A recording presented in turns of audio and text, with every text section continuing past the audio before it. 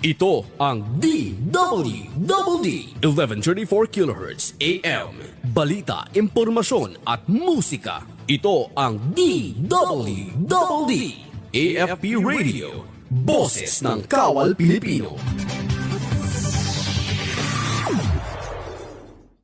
Kayo ay nakatutok sa DWDD AFP Radio. Kami po ay kasapi ng KBP, Kapisanan ng mga Broadcaster ng Pilipinas.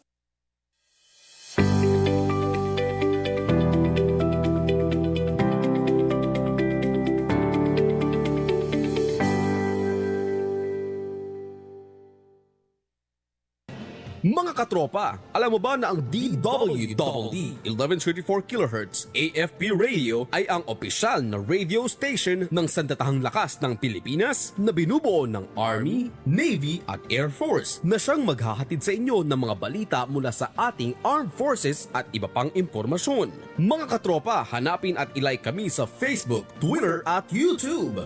DWDD AFP Radio, ang boses ng Kawal Pilipino.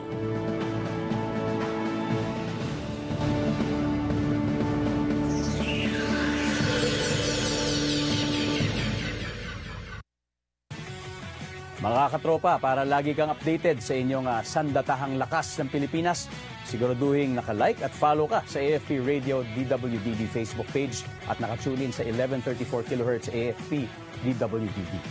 Panoorin ang weekly documentary program ng AFP Radio na Ang Inyong Kawal, Sabado alas 8 ng gabi. Simulcast po ito sa Inyong Kawal Facebook at YouTube channel. And keep up the good work sa team. Ayan, Media and Civil Affairs Group, CRS-AFP, maraming salamat po sa inyo.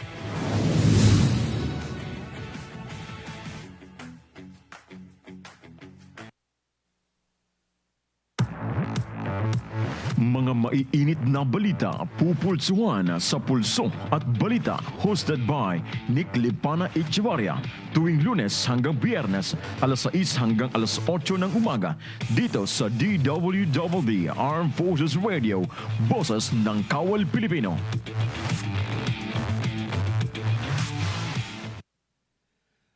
Oras, 14 na minuto makalipas ang ganap na ika-6 ng umaga. Pulso at Balita. Join me in this noblest of causes and we will succeed. Ang mga pangyayari ngayon, pag-uusapan, diringgin ang pulso ng mamamayan sa mga pangunahing balita upang ipabatid sa mga kinauukulan. Pulso at Balita dito sa DWDD. Pulso at Balita.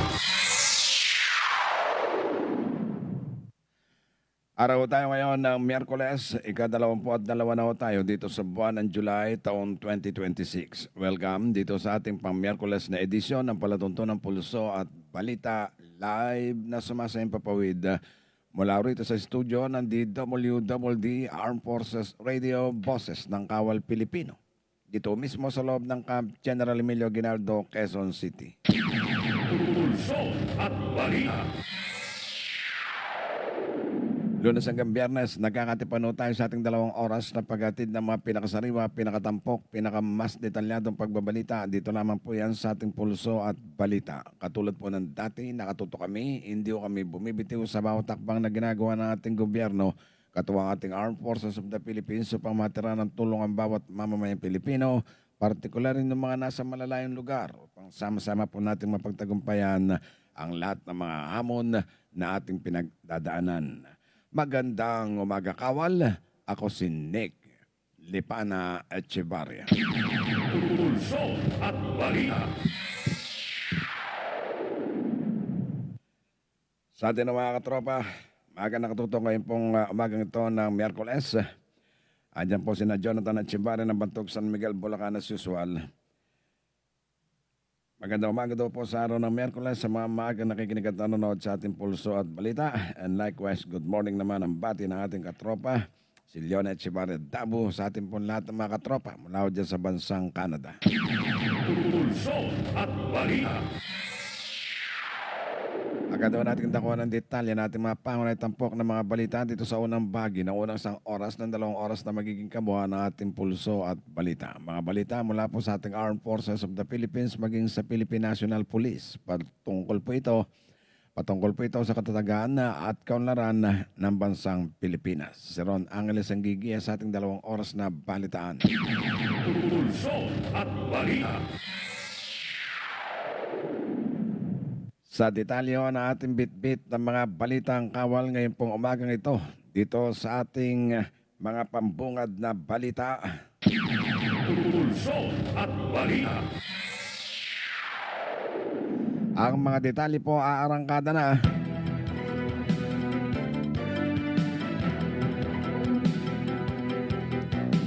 Sa atin ang mga pambungad na mga balitang kawal dito sa ating pulso at balita, opisyal na itinalaga ni Pangulong Ferdinand Bongbong Marcos Jr.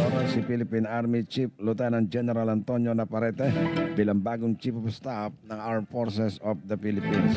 Pinalitan ni Lieutenant General Naparrete si General Romeo S. Browner Jr. na nagretiro matapos makompleto ang 3 taong fixed term bilang Chief of Staff ng AFP. Si Lieutenant General Antonio Naparrete ay manunungkulan bilang ika-61 AFP Chief. Samantala, ito si AFP Western Mindanao Command Chief Lieutenant General Donald Gumiran ang hahalili naman bilang Commanding General ng Philippine Army. Kumpiyansa itong si Defense Secretary Gilberto Teodoro Jr. Naparrete at Gumiran na may tataguyod ng mga ito ang profesionalismo, kagalingan at dedikasyon para po naman paglingkuran ang sambayanang Pilipino. Pulso at balita. Samantala mga katropa, sa ating papong bitbit na mga balita dito sa ating patuloy na pag-usad ng pulso at balita. Samantala naman malaking kawalan sa Armed Forces of the Philippines o sa AFP ang pagre-retiro po sa serbisyo ni General Romeo S. Browner Jr. Ito ang sinabi ni Defense Secretary Gilberto Teodoro Jr. Aminado ang kalihim na hindi matatawaran ang kontribusyon ni General Browner sa pagpapalago ng tiwala at kumpiyansa sa mga counterpart nito sa ibang bansa. Idinagdag pa ni Secretary Teodoro na katawang niya mismo itong si General Browner sa pagbalangkas at paghubog ng kanilang mga estratehiya sa external defense engagement ng Pilipinas sa harap ng mainit na usapin diyan po naman sa West Philippine Sea. Tumanggi namang sumagot ang kalihim kung may panibagong posisyon na inilalaan sa nagretirong si General Browner. Pulso at balita. Mga katropa, alas 6:19 ang ating oras. Balita pa, mga balitang kawal ang paghahanda sa nalalapit na parliamentary election sa Bangsamoro Autonomous Region and Muslim Mindanao o BARMM. At ang pagtutok sa mga nasugatang tauhan ng Philippine Navy sa pinakabagong harassment ng China diyan sa Ayungin Shoal ay ilan lamang po sa mga marching order ng Pangulong Ferdinand Bongbong Marcos Jr. sa bagong AFP Chief of Staff. Ayon po sa bagong talagang AFP Chief of Staff General Antonio Naparrete, pinaghahandaan na nila ang pagtiyak ng seguridad at kaayusan sa pagdaraos po ng kauna-unahang parliamentary BARMM elections sa September 14. Isaan niya ito sa pinakamalaking security operations na kanilang tututukan sa mga susunod na buwan. Dagdag pa ni General Naparrete, andaw niyang harapin ang mga hamon na kaakibat po naman ng kanyang bagong posisyon. May mga nakalatag naman na aniyan at umiiral na sistema dito sa Armed Forces of the Philippines na tanging kailangan na lamang po mapanatili at maipagpatuloy. Pulso at balita.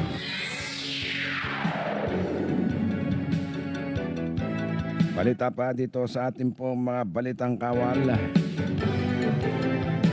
Samantala ho, manatiling matatag at ipagpatuloy lang ang pagtupad sa kanilang tungkulin. Ito ho naman ang panawagan nitong si AFP Chief of Staff General Antonio Naparrete sa mga sundalong nakadeploy sa BRP Sierra Madre dyan sa Ayungin Shoal sa West Philippine Sea. Kasunod ito ng nangyaring insidente ng pananakit ng China Coast Guard sa ilang taon ng Philippine Navy dyan sa Ayungin Shoal. Ito ni General Naparete, teritoryo ng Pilipinas ang Ayungin Shoal at makaasa ang mamamayang Pilipino na patuloy po nagagampanan ng AFP ang mandato nitong ipagtanggol ang bansa. Dagdag pa ni General Naparete, may umiiral na rules of engagement na sinusunod ang mga tropa at mahalagang mapanatili ang kanilang profesionalismo at manatiling tapat sa kanila po naman sinumpaan tungkulin, pangalagaan at ipagtanggol ang bansang Pilipinas. Pulso at balita.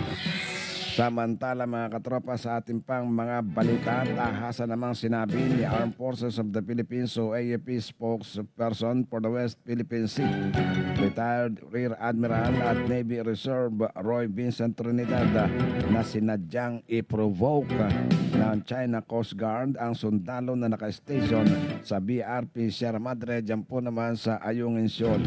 Nangyari ang insidente kahapon ay kinasugat po ng 2 personnel ng Philippine Navy sa BRP Sierra Madre kung saan isa ang pumutok ang ulo matapos hatawin ng kahoy na baton habang ang isa naman ay nasugatan sa kanyang braso. Ayon pa kay Trinidad, sinadya talagang lumapit sa distansyang 30 meters ang rigid hull inflatable boat ng China Coast Guard Vessel 21560 sa BRP Sierra Madre. Sabi pa nito si Trinidad, mula nang mangyari ang marahas na June 17, 2024 incident, ito ang unang pagkakataon na lumapit muli ng husto ang China Coast Guard sa BRP Sierra Madre na naka-station dyan po naman sa Ayungin Shoal. Maliwanag pa ni Trinidad, ang panibagong harassment na ito ng China ay dulot ng kanilang pagkapahiya sa pag-angkin sa Batanes at sa ipinalabas na artificial intelligence video kung saan po inialin tulad ang mga Pinoy sa unggoy. Pulso at balita.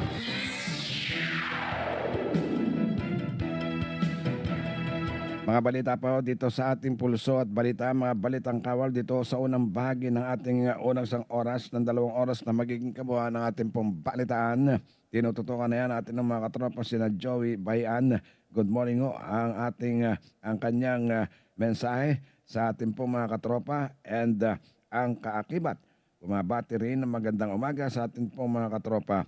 Shout out daw po muna sa tropa ng 803rd Infantry Brigade at sa ating pong taga-subaybay dyan po naman sa bayan ng Katubig at Las Navas dyan sa Northern Samar. Pulso at balita.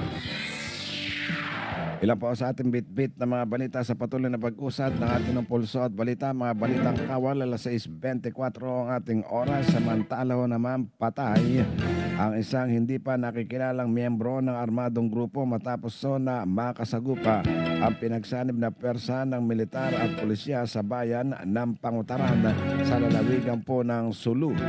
Sa ipinalabas na ulat nitong Lunes, July 20 ng 100th Infantry Battalion ng Philippine Army, nagsagawa umano ng routine patrol ang Pangutaran Municipal Police Station nang makasagupa ang nasa 10 armadong kalalakihan kung saan po naman agad rumisponde itong mga tropa ng 100th Battalion.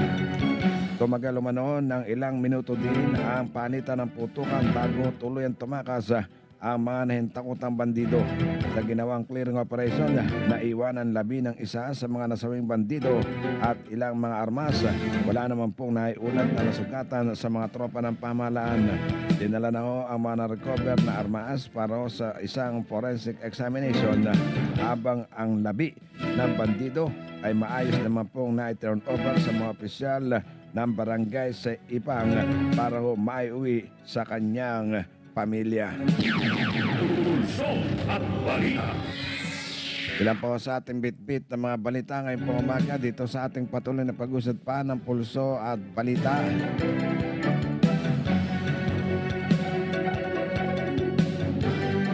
Samantala po sa ating pang mga balita, mariin naman pong kinokondena ng Armed Forces of the Philippines itong mga huwad at mapanlinlang na pahayag ng China Coast Guard hinggil po naman sa nangyaring insidente sa BRP Sierra Madre dyan sa Ayungin Shoal.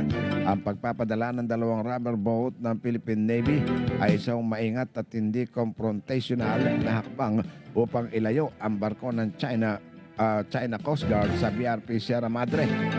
Lumala lamang ho ang insidente matapos baliwalain ng China Coast Guard ang paulit-ulit na utos ng mga tao ng Philippine Navy na umalis at magsagawa ng mga iligal na aksyon. Bilang ho ang paggampa sa ilang personal ng hukbong dagat gamit ang baton na gawa sa kahoy.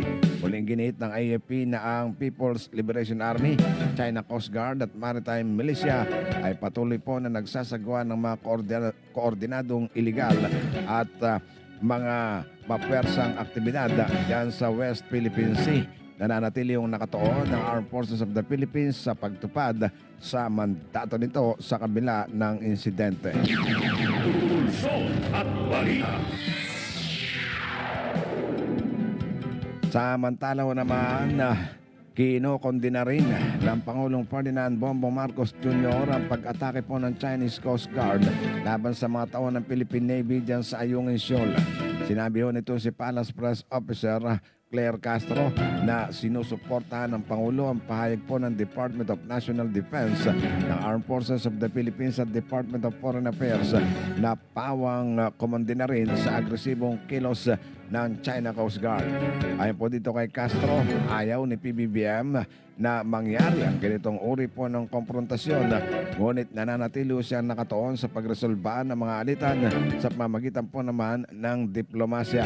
Sa pahayag po ng DFA, sinabi nitong si Castro na nakikipag-ugnay ng ahensya sa AFP upang alamin ang kompletong detalye ng insidente. Pulso at balita. Mga balitang kawal pa rin po, kinundinaan ng mga senador ang iniulat po naman na panibagong pag-atake ng mga tao ng China Coast Guard laban sa isang Pilipinong mandaragata o sa mga tauhan po ng Philippine Navy na nakatalaga dyan sa BRP Sierra Madre sa Ayungin Shoal. Sinabi po ni Senator Robin Hood Padilla na ang insidente ay hindi na isang hiwalay na pangyayari kundi isang mapanganib na paglala ng pagkilos laban po naman sa mga sundalong Pilipino. Kinundina rin ni Senator Bam Aquino ang sunod-sunod na karahasan at pang-insulta naman laban sa Pilipinas, kasabay ng panawagan po ng suporta para sa Philippine Navy, Coast Guard at sa ating pong mga mangingisda. Inilarawan naman ni Senator J.B. Ercito ang insidente bilang isa na naman ng pisikal na agresyon ng China Coast Guard laban po sa mga tauhan ng Philippine Navy na nagsasagawa ng kanilang tungkulin sakay po ng BRP Sierra Madre. Inimok nito si Senator Ercito ang Department of Foreign Affairs naman na dalhin ang insidente sa pandaigdigang komunidad at gamitin ang lahat ng magagamit na diplomatiko at mga legal na kaparaanan para panagutin ng China sa mga paglabag sa pandaigdigang batas. Pulso at balita. Alas 6:29 ang ating oras. Samantala, kinondena rin ng Estados Unidos ang tinawag nitong mapanganib at nagpapalalang mga aksyon ng China malapit dyan sa Ayungin Shoal. Ayon po kay U.S. Ambassador to the Philippines, Lee Lipton, ang mga ginawa ng China sa South China Sea ay nagbabanta sa katatagan ng rehiyon at taliwas sa pinapakitang profesionalismo at disiplina ng mga persang Pilipino. Dagdag pa ng Ambassador, sinusuporta ng Estados Unidos ang panawagan ng Pilipinas na itigil ng China o Chinese Navy, China Coast Guard at Maritime Militia kanila po namang illegal at mapilit. Yun ang kanilang pagiging coercive and aggressive at mapandin lang po naman na aksyon diyan po naman sa bahagi ng South China Sea. Pulso at balita. Tuloy ang atin ng bit-bit ng mga balitang kawal dito sa unang bahagi ng unang isang oras pa rin ng 2 oras na magiging kabuuan natin pulso at balita Wednesday edition na matagumpay po na nailikas naman ng mga tropa ng Philippine Coast Guard ang 2 nasugatang tauhan ng Armed Forces of the Philippines mula sa Ayungin Shoal dyan sa West Philippine Sea. Sinabi ng Philippine Coast Guard na ipinag-utos kaagad ni Commandant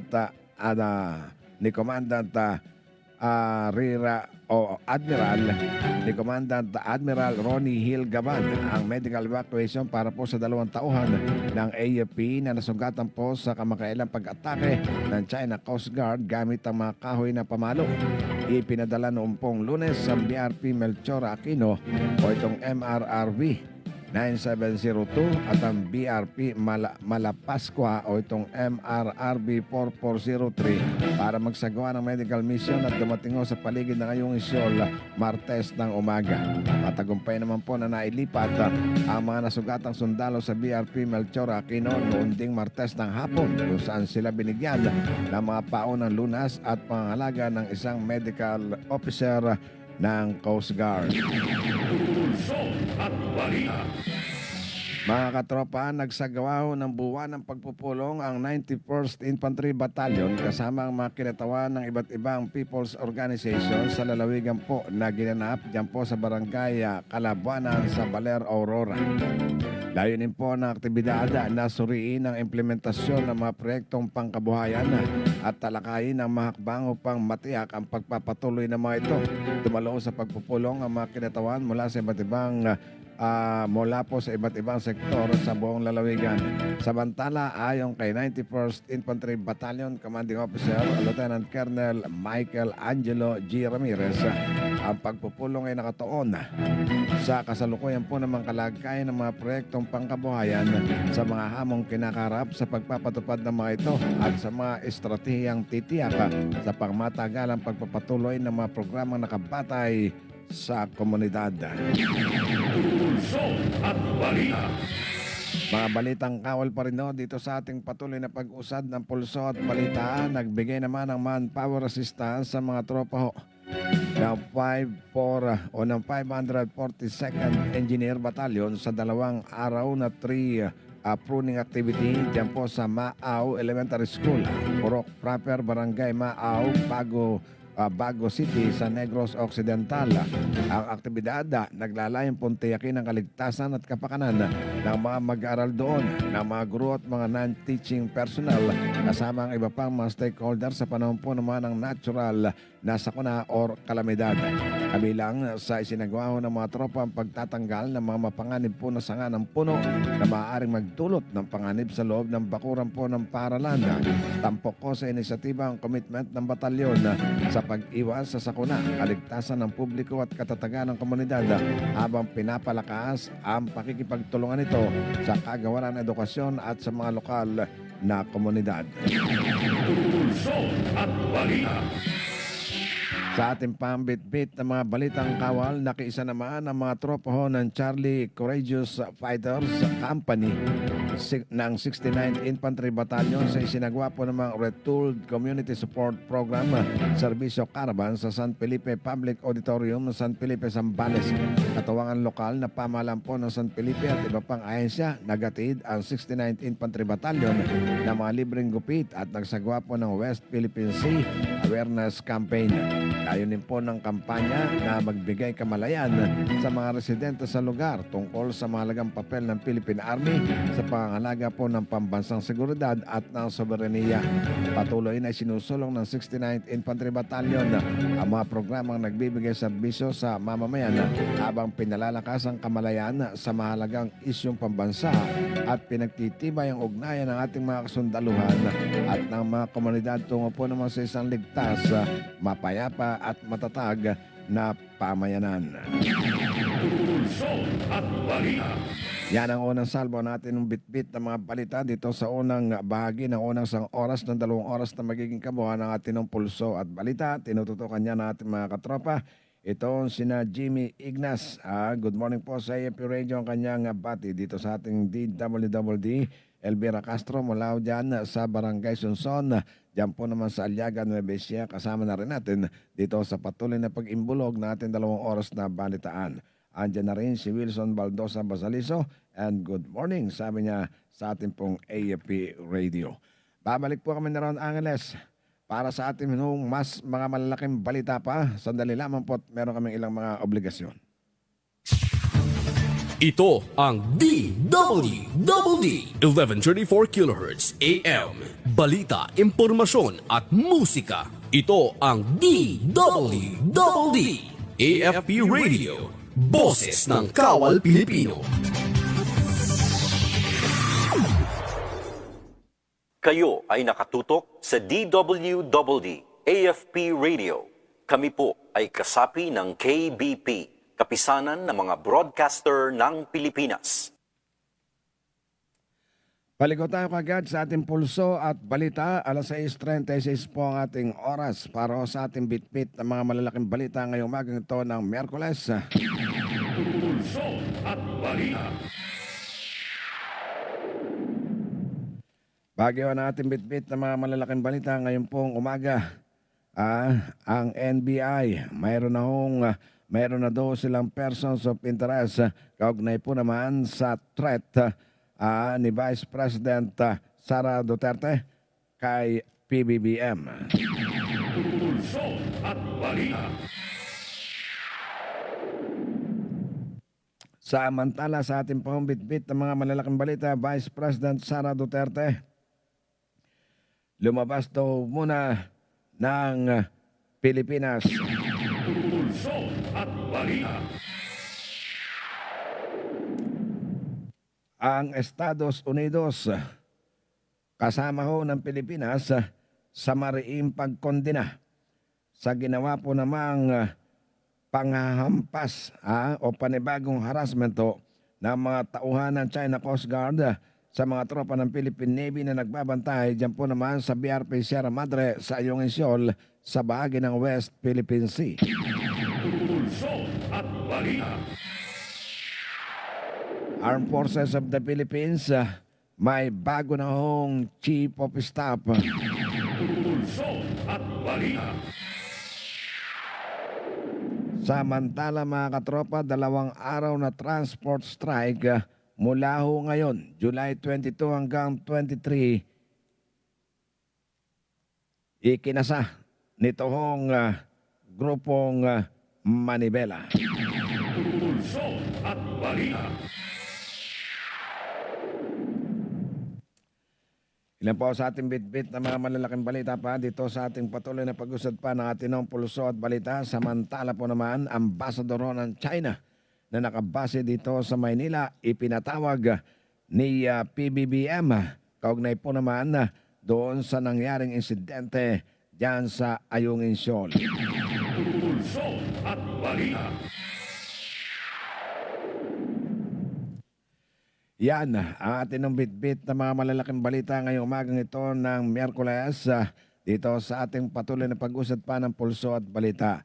Sandali lamang po o para po sa ating mga detalye ng ating pong bitbit na mga malalaking balita, aarangkada na yan. Sandali lang.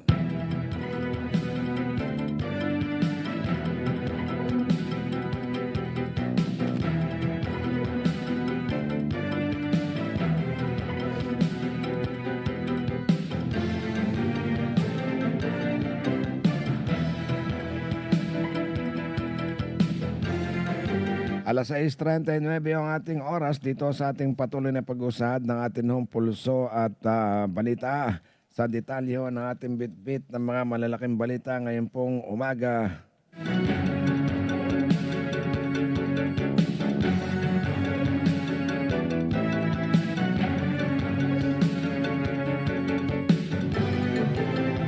Kinumpirma nitong si National Bureau of Investigation o NBI Director Melvin Matibag na mayroon na silang persons of interest kaugnay daw sa individual na inupahan di umano nito si Vice President Sara Duterte para patayin ang Pangulong Ferdinand Bongbong Marcos Jr., First Lady Lisa Marcos at dating House Speaker Martin Romualdez. Si Matibag ho ang ikatlo at huling testigo ng prosecution sa ikawalong araw ng impeachment trial kung saan po sinabi niya na nagbuo sila ng special task force para siyasatin ang di umano'y banta laban ho sa buhay ng ating Pangulo. Sinabi pa nito si Matibag na ang persons of interest ay maaari daw hong makapagbigay linaw sa investigasyon o magturo sa pagkakakilanlan ng taong di umano'y kinontak nitong si Duterte. Sa kabilaw nito, tumanggi naman itong si Matibag na ibunyag ang pagkakakilanlan ng persons of interest para po naman daw maprotektahan yung kanilang mga informant. Pulso at balita. Alas 6:41 na ho ang ating oras. Mukha hong hindi pa tapos yung pagiging witness nitong si Matibag kasi ang pagkaalam ko ngayon hong araw, Miyerkules, muli siyang haharap bilang witness nitong prosecution dyan po sa patuloy na pagdinig ng impeachment trial ni Vice President Sara Duterte. Pulso at balita. Marami akong nag-abang actually at nag-aabang pa dito sa pag-testify na ito nitong si NBI Director Matibag kasi sabi niya noon meron siyang pasabog sa kanyang pagharap dyan po sa impeachment court dyan sa impeachment trial ni Vice President Sara Duterte kaya marami yung nag-aabang. Pero sabi nga, baka daw ngayon lumabas yung kanyang mga pasabog. Kasi kahapon hanggang sa kahapon talagang naantay yung pasabog niya. Pulso at balita. Alas 6:42 ang ating oras, baka mamaya kung saan yung papatuloy, baka doon ninyo marinig yung kanyang mga pasabog pa. Pero ay naman doon sa ibang mga sumusubaybay pa rin. Sabi ko sa inyo, itong impeachment trial na ito, talaga naman po nakatutok. Sabi, hindi lamang ho ang ating publiko, hindi lamang ho ang ating ang buong Pilipinas, kundi pati ho ang mundo nakatutok dito sa impeachment trial na ito. Kaya makikita ninyo, di ba, doon sa pagpapalitan kapag doon sa mga manifestation, mga council, doon po sa mga statement ng mga witnesses, doon sa pag-cross-examine ng mga abogado nitong defense team, makikita na ho ninyo talaga kung sino yung mga talagang preparado dito sa impeachment trial at kung sino po naman yung talagang makikita mo na nangangapa. Pulso at balita. Mga katropa, alas 6:43 ang atin ng oras. Samantala sa ikawalong araw ng impeachment trial, lumabas ng bansa itong si Vice President Sara Duterte. Yan ay matapos na kumpirmahin ni Palace Press Officer Atty. Claire Castro na inisyuhan po ng ehekutibo ng Travel Authority ang Vice Presidente mula July 16 hanggang 31, 2026. Kabilang sa mga bansang pupuntahan ni Vice President Sara Duterte ay ang Qatar, ang Germany, United Kingdom, Northern Ireland at the Netherlands. Gayunpaman, sinabi ni Michael Powa, ang defense spokesperson po naman nito si Vice President Sara Duterte na inaasahan babalik agad sa Pilipinas ang Vice Presidente.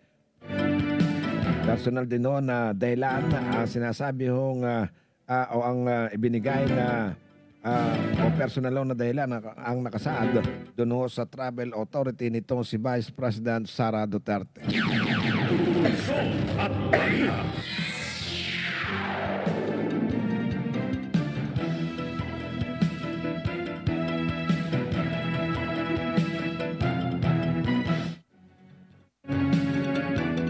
Alas 6:44 ang ating oras. Tuloy-tuloy tayo dito sa ating bit-bit ng mga malalaking balita mga katropa. Samantalaw naman sa atin ng patuloy na pag-usad pa ng ating pulso at balita.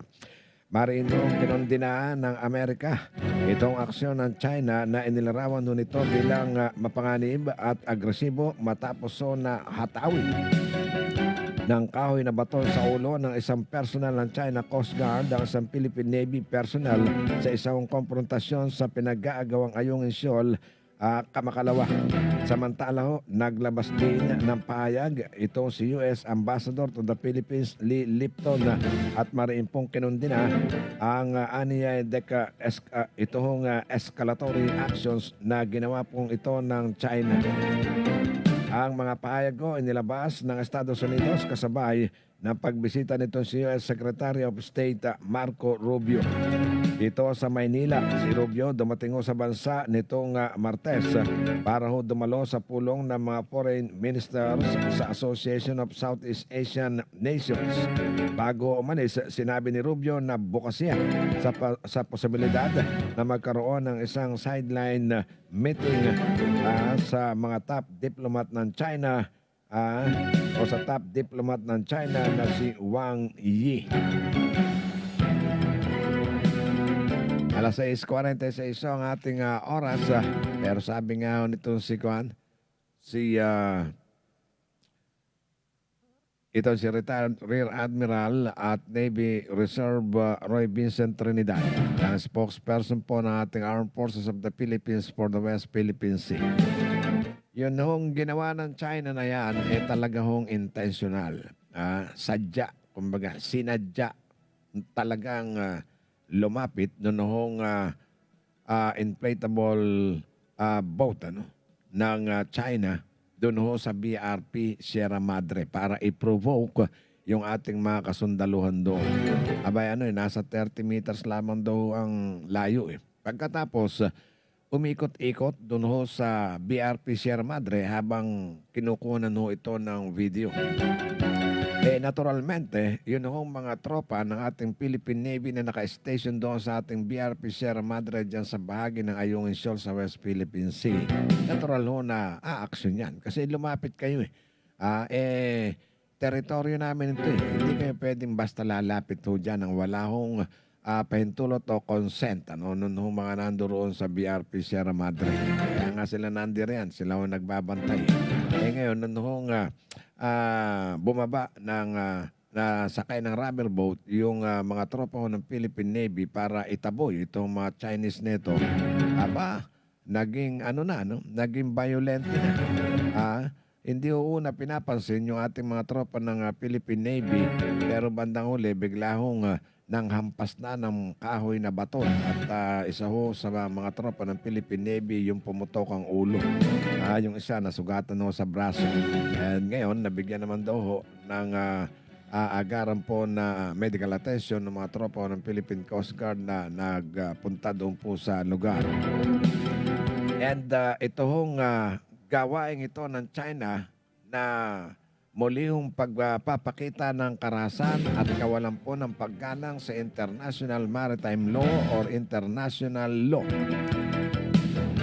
Ang sabi ang analysis nitong si retired Rear Admiral Roy Vincent Trinidad, yan ay ginawa nila ng sadya para kumbaga mailihis ba matakpan yung issue doon ho sa kanilang kahihiyan sa pagkapahiya po nila doon sa claim ng kanilang mga scholar na ang Batanes ay extension ng Taiwan.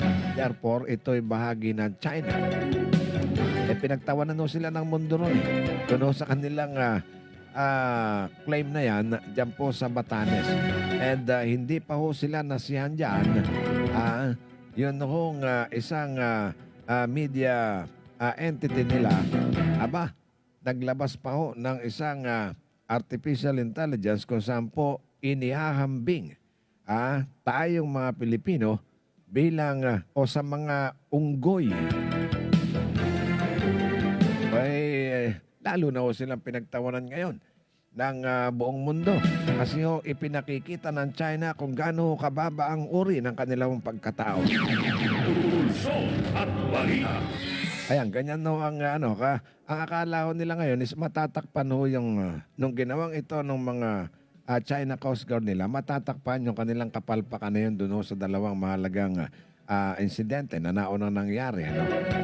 Lumalabas ho, katulad yan, yung ginawa ng kanilang mga tropa, so pinakikita lamang ho nila kung ano ang tunay na pag-uugali, gaano ho kababa ang pag-uugali, gaano ho kababa ang pagtingin ng China sa mga Pilipino.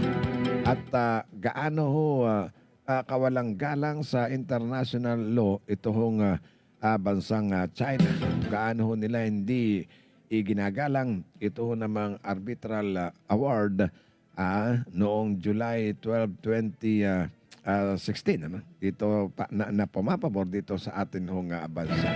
So parang itong mga nangyaring insidenteng ito ng karahasan na naman na kinasangkutan ng mga China Coast Guard, pagpapakita ho ito ng pagiging desperado nito mga Chino. Pulso at balita. Sobrang desperado na ho yung hakbang na yan. Ano? Mabuti na lamang yung mga sundalo sa Philippine Navy, ng Philippine Navy dyan sa BRP Sierra Madre, napanatili ho yung kanilang self-control, napanatili ho yung kanilang pagiging profesional at yung mandato ho na, kumbaga, alam mo yun, yung habaan ng pasensya sa kabila ho ng talagang intentional na provocation. Ang inaantay lang ho talagang pumatol para magkaroon sila ng dahilan. Pero lalo na naman nung may irita itong China Coast Guard yan. O ang China kasi sa kabila ho ng mga paulit-ulit nilang provocation, talagang ang mga Pilipino pinananatili ho ang pagiging professional.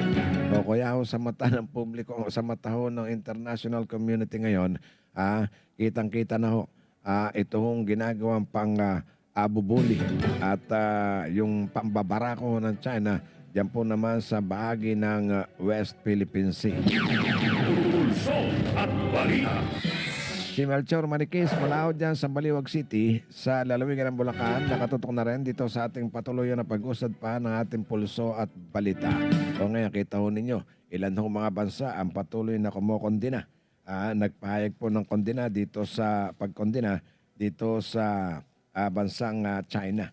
Ano naman ho yun hindi ka naman maniniwala ho dyan na walang kinalaman o wala hong basbas ng gobyerno ng China yung ginawang aksyon na yan noon hong mga noon hong mga tauhan ng China Coast Guard.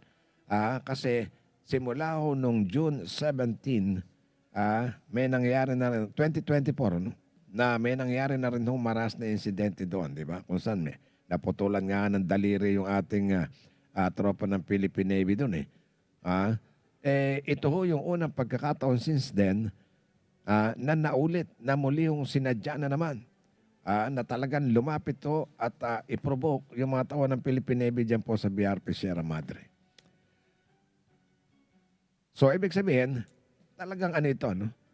May utos kasi sa tagal ng panahon, kung wala akong nag-utos dyan, hindi ho nalapit yan ng talagang malapitan para, kumbaga, buyuhin, ano? Yun ang ating mga tropa dyan sa Philippine Navy sa BRP Sierra Madre. Pulso at balita. O ngayon, tinitingnan ko yung yung larawan po nung Chinese ambassador dito sa isang pahayagan sa Philippine Star. Dito yung picture nila ng presidente habang nag-uusap sila. Kasi pinatawag nga ho ng Pangulong Bongbong Marcos Jr. itong ambassador ng China sa Manila para ho naman pag-usapan yun ho nga nangyari dyan po naman sa Ayungin Shoal.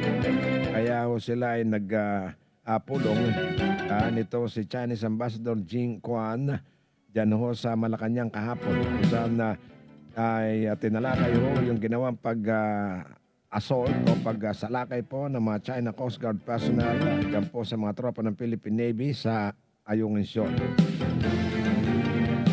And sabi ho nitong si Ambassador ng China, very useful, sabi niya. Yung kanilang naging pag-usap ng presidente, very constructive.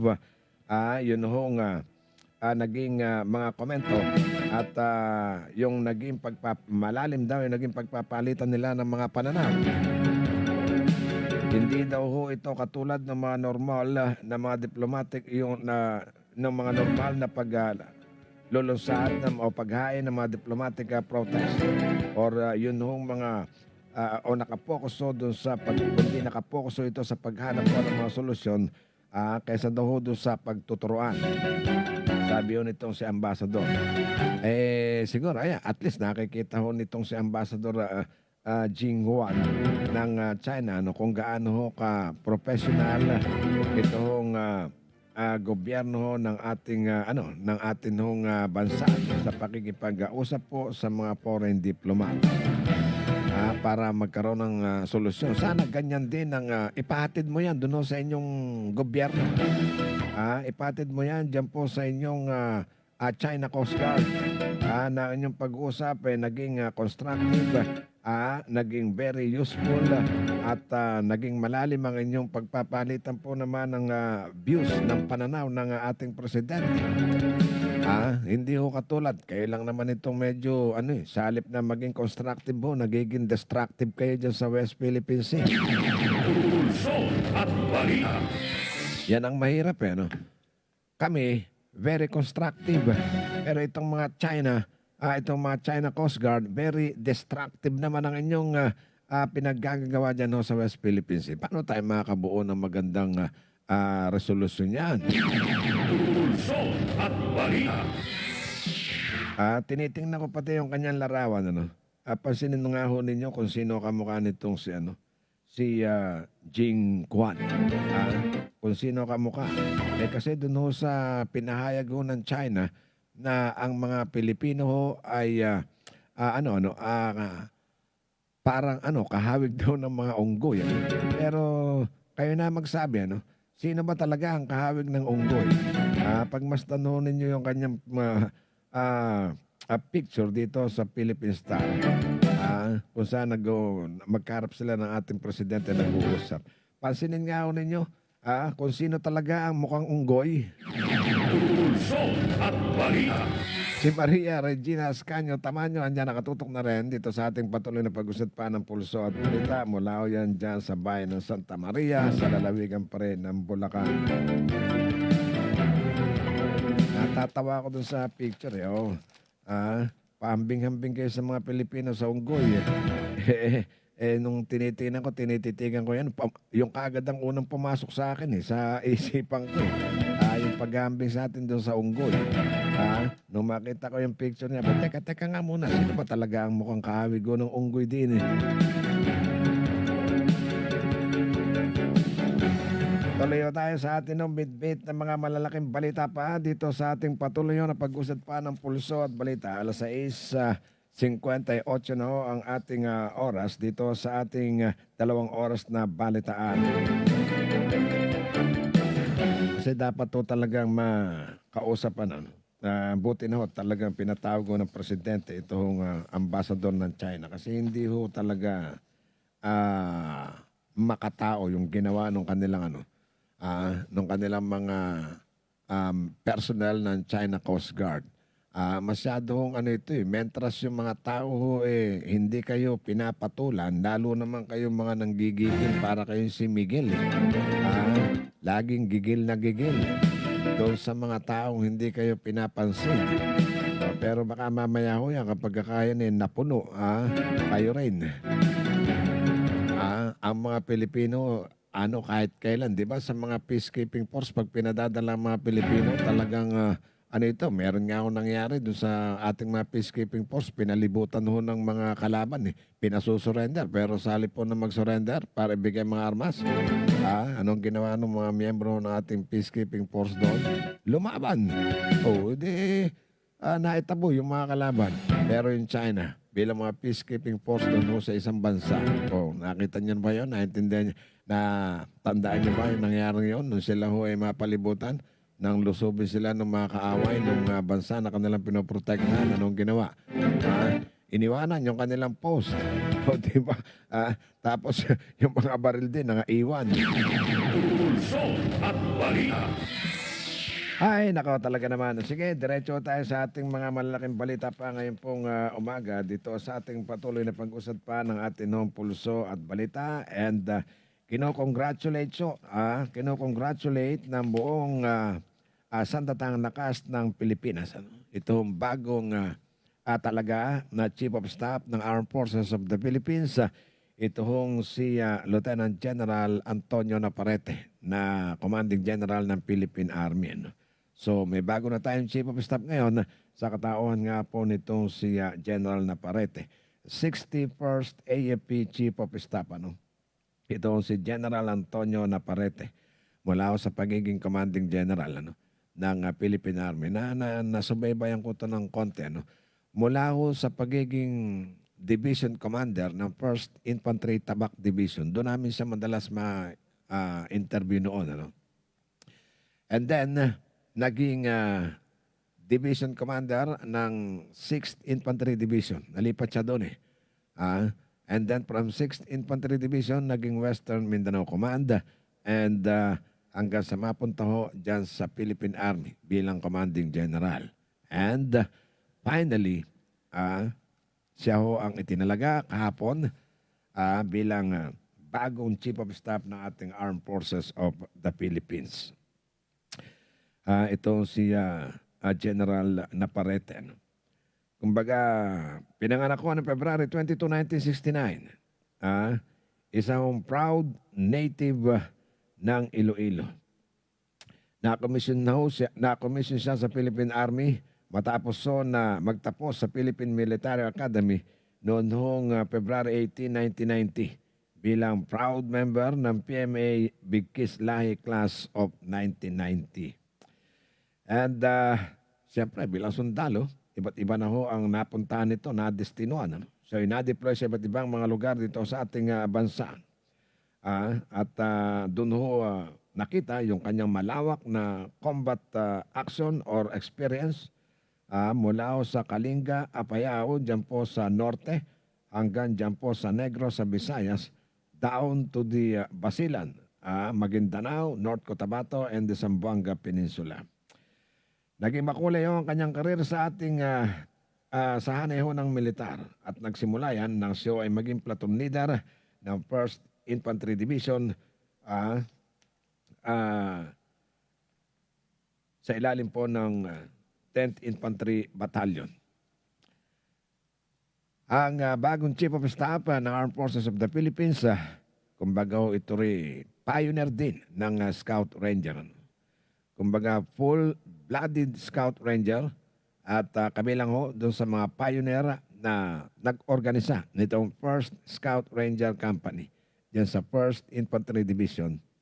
And siya ho ang ang 1st Scout Ranger Regiment ay na-reactivate noong pong January 16, 1991. Hanggang noong 1996, siya ay nag-assume bilang commander ng 6th Ranger Company o 6th Scout Ranger Company.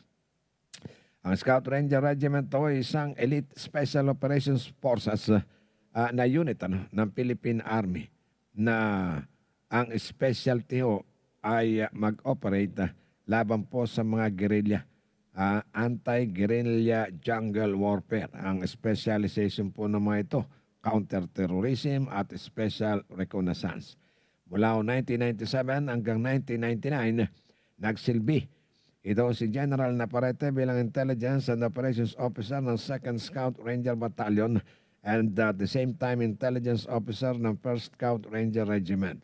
Siya ho ay na-assign sa AFP Joint Special Operations Group mula 2003 hanggang 2007 and later siya ho ang namuno sa 1st Scout Ranger Battalion dyan sa Visayas mula 2008 hanggang 2010.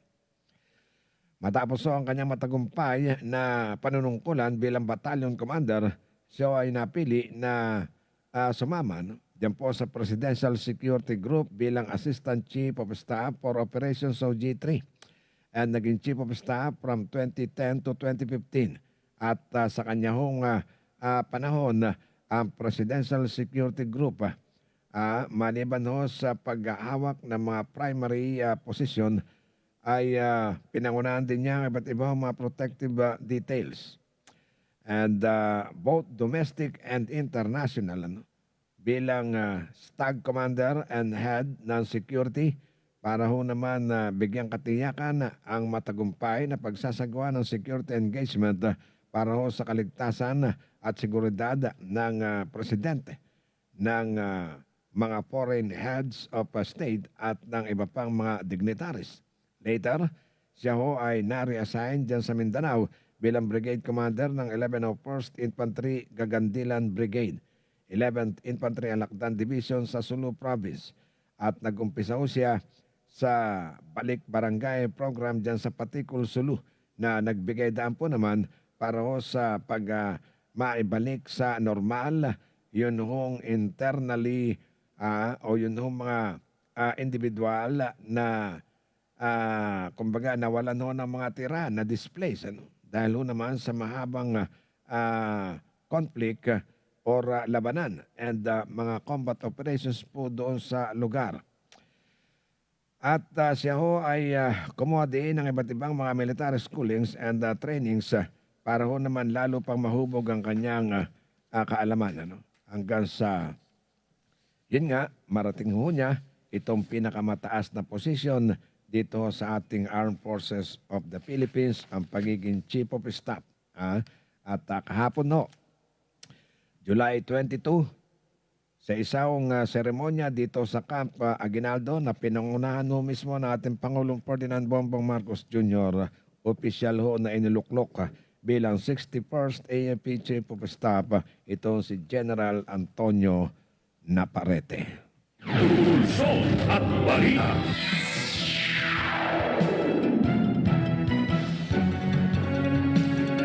6 na minuto ho, makalipas ang ganap na ikapito ng umaga. Sandali ho, may tayong pakilala ng himpilan. Unahin na ho natin muna si Major Frank Roldan, ang Chief ng Division Public Affairs Officer ng ating 9th Infantry Division. Kaugnay ho doon sa isang leader ho ng New People's Army na sugatan sa isang enkwentro ho dyan sa Albay. Nga lamang habang siya ho ay binababa sa kabundukan para ho sana mabigyan o madala sa pinakamalapit na pagumutan, sinawimpala do ito na bawian ng buhay. Magandang umaga po sa inyo, Major Roldan. Nick Lipana Echevarri po, live tayo sa Pulso at Balita sa DWWD Armed Forces Radio, Boses ng Kawal Pilipino. Sir? Sir Nick, magandang umaga po sa inyo at sa atin pong mga tagas-baybay. Tama po kayo, Sir Nick. Pinilit pa sanang dalhin sa pinakamalapit na pagamutan ng 49th Infantry Battalion ang isang NPA member na nasugatan sa naitalang enkwentro dito sa bahagi ng Piudoran, Albay. Ngunit binawian din ito ng buhay sa gitna ng paglalakad ng tropa kasi medyo malayo yung pinag-inkwentrohan, Sir Nick, no? At batay dun sa ulat ng 49th Infantry Battalion, 2 enkwentro yung naganap. Okay. Dakong alas 6 pasado ng gabi nitong July 17, naganap muna yung isang enkwentro. Wala pa munang nasugatan doon. Pero may mga nakuha na ng mga gamit, kabilang na po yung isang M16 rifle at yung mga iba pang mga war materials. Sa pagpapatuloy po ng paggalugad ng 49th Infantry Battalion, na enkwentro pong muli sila makalipas ang 15 minutes at dito na sugatan itong si alias Chubby. Nilapatan siya ng Pangunang Lunas or first aid para sa ganun maisalba yung kanyang buhay, katulad ng napakarami na pagkakataon na ibinibigay sa atin na ganito. Talagang ginagamot natin yung ating mga kapatid na NPA na nasusugatan. Subalit yun nga, habang tinatransport sila, wala naman kasing wala namang mabilis na means kundi maglalakad talaga, ay doon na binawian ng buhay. May nakuha rin na 2 mataas na kalibre ng baril ulit doon sa pangalawang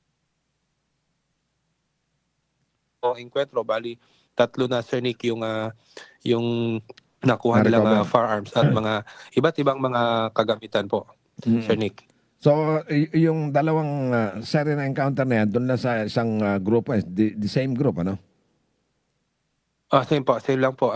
Nagpursot po tayo ng ating operations at sa pangalawang enkwentro, doon na sugatan yung isang NPA po. Ano siya, iniwanan na lang nung kanya mga kasama. Ilan ba yung mga remnants na ito na naka-enkwentro ng mga tropa? Hindi nakalagay sa report, Sir Nick, pero ang estimate nila din namin dito sa division ay Oo. around nasa 7 ito na Mga 7. na remnants po. Opo. Oo. Anong kuan? Paanong position, anong sitwasyon nitong member ng New People's Army nito na nasawi sa encounter nung makita ho ng mga tropa? Base doon sa kwento ng ating mga operating troops, Mm. nung siya ay may tama na, nagsisisigaw naman na siya na hindi na siya lalaban. Kung Aha. kaya't kinuha na lang natin siya at ginamot. Of course, nilayo natin sa kanya yung kanyang mga gamit para sa ganun hindi makaperwisyo. Tinawag ng opisyal yung kanilang aidman Oo. at yun na, ginamot na po siya, Sir Nick. So talagang kumbaga iniwan na siya dahil lumalabas na parang liability ka na kaya iniwan na ng mga kasamahan. Katulad po ng mga kwento ng mga nag-surrender, hindi sila magdadala ng pabigat sa kanilang grupo. Oo. Kung kaya't naiintindihan po nila yon na kapag sila ay nasugatan ay talagang iiwanan na po sila ng kanilang kasamahan. Ang hirap din ng kalagayan itong mga ito, no? Pero, so along the way, nalagutan siya ng hininga, saan po na-turn over ng mga tropa? Tinurn over din po natin siya sa LGU. Kinuha po siya nung ambulansya ng MDRMO. Dinala pa nga po sa ospital, subalit pa dead on arrival na po. So nakarating pa din talaga sa ospital. Opo. Oo. And anong kwan? Meron ng mga nag-claim daw ba? Anong update po na doon sa mga kamag-anak? Taga riyan din ba siya? Wala pang update sa ngayon na pinapadala dito sa ating himpilan ang 49th Infantry Battalion. Subalit babalitaan kita, Sir Nick, hihingan ko sila ng update ngayon. Pero anong kwan? Anong ginagawa nung grupo nitong nasawi ng ma-enkwentro ho ng mga tropa ninyo? Binabalikan nila, Sir Nick, yung mga lugar na dati nilang may mga masa. Subalit yung mga lugar po na yun na binabanggit ko, Sir Nick, ay napuntahan na ng ating tropa, nakanda na ng community support program at hayagan naman naming sinasabi sa kanila yan na ang mga lugar na ito ay malabo na kayong makabalik dyan sapagkat ipinaintindi na namin sa taong bayan ng piligrong dulot ng pagsuporta nila sa New People's Army. Hindi rin malabo na yung mga lugar na yan ay meron na kaming mga informant at hindi lang isa, hindi lang dalawa, napakaraming magre-report kapag sila ay pumunta dyan. Subalit siguro medyo desperado na dahil wala nang makuhang pagkain, wala nang makuhang suporta sa ibang lugar. Kung kaya't sinusubukan pa rin nila. Kaya ayan ang dahilan kung bakit nai-report sila ng ating mga kababayan sa tuwing pupunta sila sa mga ganong klaseng lugar, Sir Nick. So ibig sabihin, itong nangyaring dalawang magkasunod na enkwentro is from ano din ito, timbre ng mga residente doon sa komunidad. Tip din po ng mga miyembro ng community, Sir Nick. I see.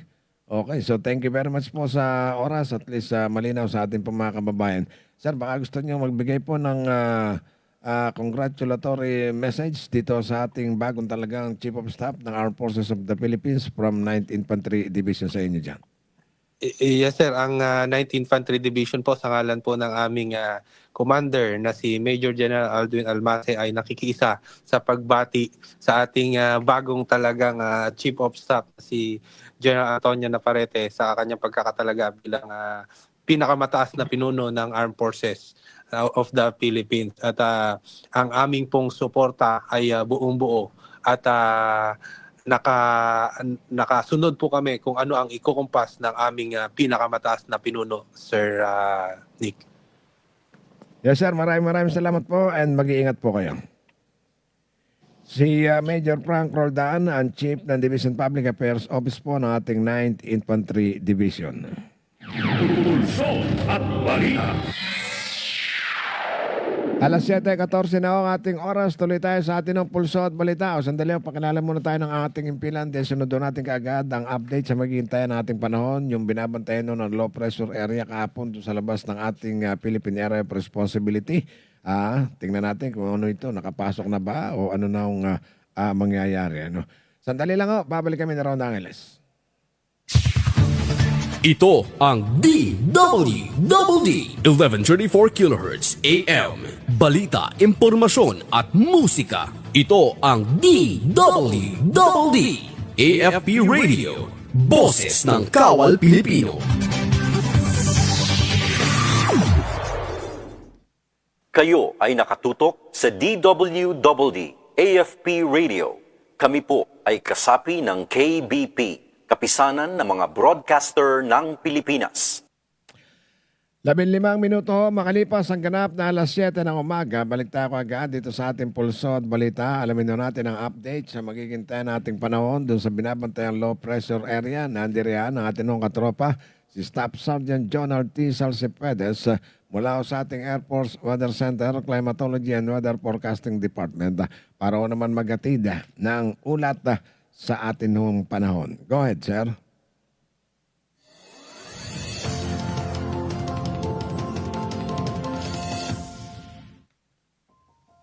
Magandang umaga, Pilipinas. Alamin natin ang magiging lagay at taya ng panahon ngayong araw ng Miyerkules 22 July 2026. Sa kasalukuyan, ang southwest monsoon o yung ating hanging habagat ang patuloy na mga kaapekto dito sa may bahagi ng Palawan, ganoon rin dito sa bahagi ng Mindanao. Samantala, meron tayong binabantayan na low pressure area sa labas ng ating Philippine Area of Responsibility at ito ay huling namataan kaninang alas 3 ng umaga sa layong 1,200 km silangan ng southeastern Luzon. Ang nasabing low pressure area ay inaasahan ng papasok ng ating Philippine Area of Responsibility possible po ngayong umaga. At inaasahan ito o mataas ang chance nito na maging isang ganap na bagyo within the next 24 hours. At kapag nakapasok na nga ito ng ating PAR at naging isa ng ganap na bagyo, ito ay bibigyan natin ng local name na Quiapo. Generally, kikilos ito northwestward at posible siya mag-close approach o mag-landfall dito sa may bahagi ng Cagayan between Friday and Saturday. At inaasahan posible niya maabot ang tropical storm category. Sa ngayon, yung extension nito nakapekto naman dito sa may bahagi ng Bicol region, ganoon na rin sa Eastern Visayas. Para naman sa ating general area forecast, asahan natin ang Western Visayas, ganoon na rin sa Negros Island region, Central Visayas, lalabing bahagi ng Visayas at Palawan, ganoon na rin sa Bicol region ang maulap na kalangitan na may kalat-kalat na pagulan, pagkidlat at pagkulog. Samantala, ang Metro Manila at ng nalalabing bahagi ng Luzon, inaasahan naman ang bahagi hanggang sa maulap na kalangitan na may pulupulong pagulan, pagkidlat at pagkulog. Ang buong Mindanao, asahan din natin ang maulap na kalangitan na may kalat-kalat na pagulan, pagkidlat at pagkulog. Para naman sa ating flight level wind chart dito sa 2,500 at 5,000 feet, asahan natin ang hangin dito sa may bahagi ng extreme northern Luzon at northern Luzon, ang east to northeasterly winds. Samantala, variable winds naman ang ating mararanasan dito naman sa may bahagi ng Central Luzon. Sa nalalabing bahagi naman ng ating bansa, asahan naman natin yung mga southwesterly winds. Para naman sa 10,000 at 18,000 feet, asahan naman natin na ang hangin dito sa may bahagi ng extreme northern Luzon at northern Luzon, asahan natin ang variable winds. Samantala, east to northeasterly winds naman ang ating mararanasan dito sa may bahagi ng Central Luzon, Southern Luzon at ganoon na rin sa may bahagi ng Western Visayas. Ang nalalabing bahagi ng ating bansa, asahan naman natin ang mga variable winds. Para sa impact nito sa flight operations, asahan natin dito sa may Mindanao, Western Visayas, Negros Island region, Central Visayas at Palawan, yung moist southwesterly flow na ina-expect natin na makapagdala ng mga rainfall at mga gusty surface winds. Ang impact nito sa rotary, posibleng nitong ma-reduce ang mga visibility and gusty winds na posibleng mapag-limit ng ating VFR at mga low-level o low-altitude operations. Wet helipads may also increase the operational hazard. Samantala sa fixing naman, asahan naman natin na posible tayong makaranas ng mga low ceilings, turbulence at mga wet runway conditions. Ito ay posibleng mag-result sa flight delays, cancellation or diversion to alternate airfields. Samantala sa Bicol region at Eastern Visayas, asahan natin yung converging moist air expected to produce widespread cloudiness at ang mga rainfall. Ang impact nito sa rotary, inaasahan natin yung mga reduced visibility and light to moderate turbulence na posibleng mapag-restrict ng ating mga low-level flight operations. Samantala sa fixed wing naman, yung mga IFR conditions are expected during approach and descent. Turbulence and rainfall may result in flight delays or diversions to alternate airfields. Para sa Metro Manila at sa nalalabing bahagi ng Luzon, asahan pa rin natin yung afternoon convective development na posibleng mapag-produce ng mga gas fronts at mga heavy rainfall. Ang impact nito sa rotary, asahan natin yung mga downburst, strong wind gusts, and reduced visibility na posibleng makapag-pose ng significant hazard to flight operations, avoid CB or cumulonimbus activities. And sa fixed wing naman, asahan natin yung mga severe turbulence and mga wind shear, posible during arrival and departure phases. Aircraft may experience delays or require diversions to alternate airfields. Ang haring araw ay sumikat kaninang 05:37 at ito naman ay lulubog mamayang 6:28 p.m. Para sa ating moon illumination, 60% increasing. At para manatiling updated sa lagay at taya ng panahon, i-follow lamang ang Air Force Weather Center sa aming mga official social media accounts. Yan lamang pong latest update mula sa ating lagay ng panahon. Sa ngalan ng aming commanding officer na si Colonel Hermelino T. Calubiran Jr., PAF GST, ako po si Staff Sergeant John Altiso Cipuedes, Philippine Air Force Weather Broadcaster ng Air Force Weather Center. Muli magandang umaga, Pilipinas. Thank you very much sa ulat na yan ng ating katropa, si Staff Sergeant John Ortiz Alcepedes. Direkta ho yan mula sa ating Air Force Weather Center, Climatology and Weather Forecasting Department. Sa pamuno nga ho ng kanilang buting Group Commander, si Colonel Hermelino Calubiran Jr. Salamat to sa inyong patuloy na pag-suporta at pag-update dito sa ating mga sa ating ng publiko, kaugnay ho naman dito sa ating mga weather update.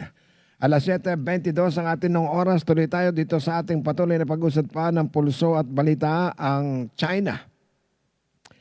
Muli na naman hong pinatunayan ang kanilang pagiging expert, yung kanilang expertise sa mga paghahayag na mga false narrative. Pulso at balita. Yan. Nasabi ko yan kasi, eto na naman sila. Matapos na i-provoke yung mga tropa natin dyan sa BRP Sierra Madre sa Ayungin Shoal. As usual, walang pinagbago. Yung kanilang dating template, ang ginagamit pa rin. At ang sinasabi, yun hong mga Pilipino daw, yung mga tropa natin doon ng Philippine Navy, ang siya daw hong nag-instigate o siya hong nagsimula ng confrontation na humantong ho doon sa pagkakasugat ng ating dalawang personnel. Diyan magaling ang China doon sa mga paghatid po ng mga false and misleading na mga information, pag-twist sa katotohanan. Wala naman noon na silang mapaniwala sa mga ganyan, kundi yung mga sarili ho nilang kuwan. Yung mga communities ho nila mismo dyan sa loob ng China. Kasi hindi naman po nito nababatid kung ano yung tuloy na nangyayari. Dahil ang nakakarating lamang sa kanila, yung nire-report sa kanila ng kanilang mga Chinese newspaper. Other than that, wala. Bawal sila dun. Wala naman silang access sa ganun. So eto, kaya sila nagmumukhang api sa mata ng kanilang mga mamamayan. Pero paglabas mo ng komunidad, kitang-kita ho dito. Yung walang kamatayan ho naman na pagsisinungaling nitong China sa mga nangyayari dyan sa West Philippine Sea. Pulso at balita. So, ang ating Armed Forces of the Philippines ay inalmahan. Itong mga misleading claims na ito ng Chinese, kaugnay ho dito sa pinaka-latest na insidente na naman ng karahasan ng China Coast Guard sa mga tropa ng Philippine Navy dyan po sa BRP Sierra Madre. Ganon din wala akong pinagbago yung estilo ng China Sila ang gagawa ng provocation pagkatapos sila ang mangaras and then ibibintang sa mga tropa natin doon. Na sila ang nauna. Sila ang nag-instigate. In the first place, bakit kayo lumapit kasi within the approximate distance doon ho sa BRP Sierra Madre? Dapat alam niya na merong hindi na ninyo territory yun papasukin nyo na lamang bigla, talaga wawarningan kayo. Itataboy kayo ng mga tropa doon sa BRP Sierra Madre. Pero gayon pa man, magalang naman ang ginagawa ko sa inyong pag-remind na pumapasok kayo doon sa teritoryo ng may teritoryo. Bakit kayo mag-ooperate within very close proximity? Diyan po sa BRP Sierra Madre. Isa hong yan yung ganyan ng hakbang ay isang unlawful intrusion doon ho sa area na sakop po ng Pilipinas. Kung saan amin hong ina-exercise yung aming sovereign rights sa ilalim po ng international law. Di ba? Kung hindi ho kayo nagpunta doon, hindi ho kayo wawarningan, hindi kayo tataboy ng mga tropa ng Philippine Navy. Pagkatapos, kayo na ang nag-intrude, kayo pa itong galit, kayo pa yung may ganang manakit. Di ba? Gawain talaga ng mga komunista yung ganyan. Pulso at balita. Ganyan ang ugali ng mga komunista. Ikaw na may kasalanan, ikaw pang galit. Wala silang pakialam. Basta kung anong gusto nila, yun ang tama. Nangyari na una yan noong June 17, 2024. Diba? O isang insidente rin doon, yung naganap sa pagitan ng mga tropa ng China Coast Guard at saka ng ating mga tropa. Doon talagang medyo, mahigpit yun. Meron nga tayo naputulan na tauhan ng Philippine Navy doon. Ito yung unang pagkakataon na muling nangyari yan, na naulit. Ngayon, 2 beses na. Yung una naputulan ng daliri, ngayon naman naputokan ng ulo yung atin ng mga tropa. Tuwan-tawa kayo. Matapang kayo doon sa mga tao na nagpapakita ho ng profesionalismo. Matapang kayo doon sa mga tao na ipinapakita ho yung kanilang self-control para hindi na ho lumala. Instead, diplomasya ang kanilang pinairal. Matapang kayo doon ho sa mga taong hindi ho pumapatol sa inyong mga provocation. Hanggang gigil na gigil kayo. Siguro ngayon, lalo kayo may irita dahil hindi na naman nagtagumpay yung balak ninyo. Pulso at balita. Kaya kitang-kita mo sabi nga nila talagang very intentional yung ginawa. At talagang naghahamon. Pero hamonin nyo na lang. Hamonin nyo na lang yung mga sarili ninyo. Pulso at balita. O kaya kayo na lang. Gusto nyo talaga ng gulo, kayo na lang dyan. Kayo China Coast Guard, hamunin nyo yung People's Liberation Army Navy ninyo, hamunin ninyo yung inyong maritime, yung militia men ninyo dyan, nakasama ninyo. So kayo na lang, gusto nyo mag-practice di ba? Huwag nyo na idamay yung mga taong tahimik na ayaw ng gulo. Pulso at balita. Hello, Papsi Benamin. Andiyan nakatutok na rin. Kasama siya na Jen Andugan ng Cavite. And good morning kanyang bati. Also, Ella Mercado ng lungsod ng Marikina. Talagang magkabadi itong dalawa na ito. Laging magkasunod. Si Jen Andugan at saka si Ella Mercado. Sa tagal ho ng pinagsamahan na itong dalawang to, hindi mo na ho mababali ang pinagsamahan itong dalawang to. Sa haba ng panahon. Pati sa negosyo. Magkasosyo itong dalawang ito. Flora Sandoval, mula ho dyan sa Batangas. Nakatutok na rin dito sa ating patuloy na pag-usad ng Pulso at Balita. Quezon yata si Flora. Ebes Kaliwan of course, and si Noel Realizan. Good morning din ang kanyang bati. Si Jen Mira also good morning ang kanyang bati sa ating mga katropa. Sandali dumako muna tayo sa ulat natin ng mga katropa. Iwanan muna natin yung China. Pumunta ho tayo sa Estados Unidos na mariin din kumukondina dito sa ginawang ito ng China. No? Doon sa latest incident dyan po sa Ayungin Shoal. Naroon ang ating katropa si Cesar Jojo Magsumbol. Talentong Pinoy nagningning dyan po sa Golden Gate International Festival 2026 sa California. Armed Forces Radio Detalye ng ulat na yan ihatid sa ating katropa si Cesar Jojo Magsumbol. Please come in. Magandang araw mga katropa. Ang Konsulado General ng Pilipinas sa San Francisco kamakailan ay buong pusong sumuporta sa pagbubukas ng Golden Gate International Festival 2026. Kasabay ng pagtatanghal ng Young Voices of the Philippines o YBP sa Walnut Creek Presbyterian Church sa California. Dito ginanap ang sing-off concert sa kung saan nagtipon-tipon ng mga kabataang mga awit mula sa iba't ibang panig ng daigdig upang magbahagi ng musika, magpalitan ng kultura at magpatibay ng pagkakaibigan.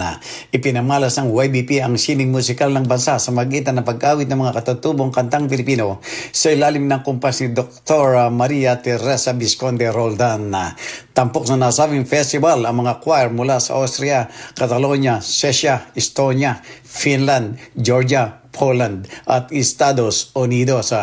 Ayon sa konsulado, ang pakikialok ng YBP ay patunay ng kahalagaan ng cultural diplomacy sa pagtataguyod ng pandaigdigang pagkakaunawaan at pagpapatibay ng ugnayan ng mga bansa. Binigyan din ng tanggapan ng patuloy nitong commitment sa pagsuporta sa mga inisyatibong nagtatampok ng galing at kulturang Pilipino sa ibayong dagat.